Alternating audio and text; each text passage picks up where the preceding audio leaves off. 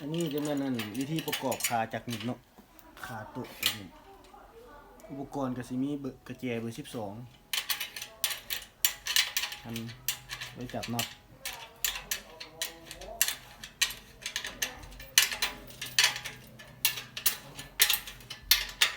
น็อตทุกตัวจะมีเบอร์12กับเบอร์10กระแจที่ใส่มีเบอร์12กับเบอร์10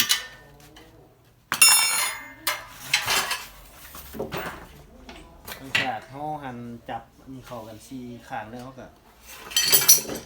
เอาเลยครับเอามาใส่2ฮาว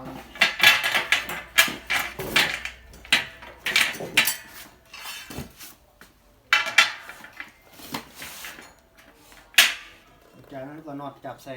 ตามหูมันนี่แหละ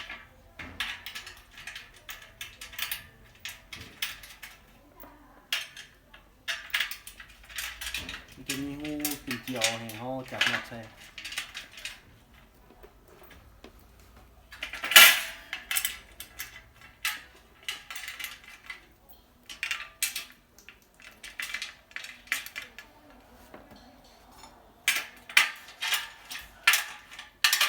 จากนั้นเขาก็จับให้มันแน่นเขาประมาณพวกไม่แน่นไร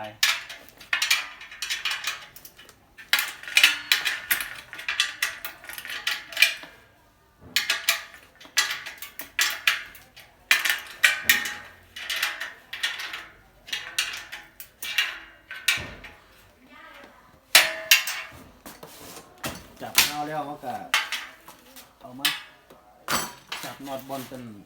เปี้ยนเหยียบเป็นอันนี้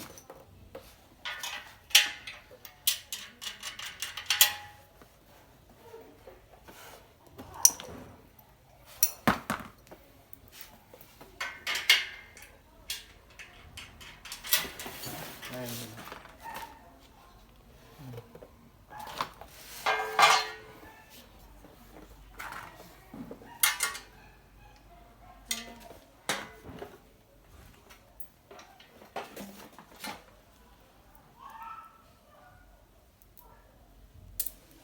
จะมีเหล็กตัวนี้แล้วก็เขาจะเอาหูมาเบื้องขวาก็มีจากนี้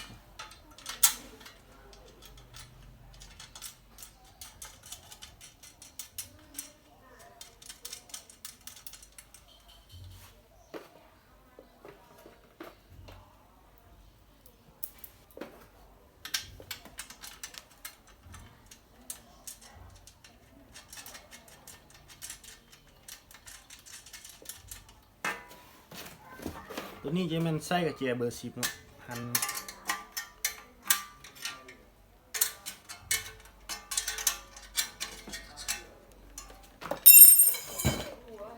จากนั้นเขาก็เอาเหล็กฮาวนี่มาแง่เขาแล้วมันจะมีนี่สุบข้อ2ข้าง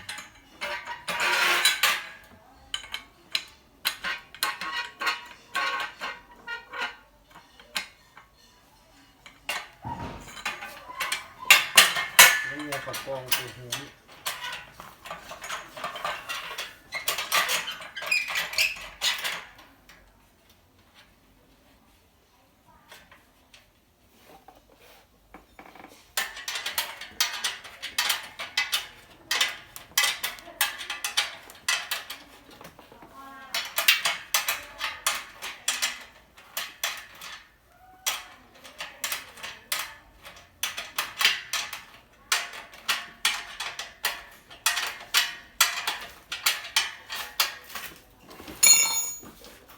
แล้วเนาะสำหรับ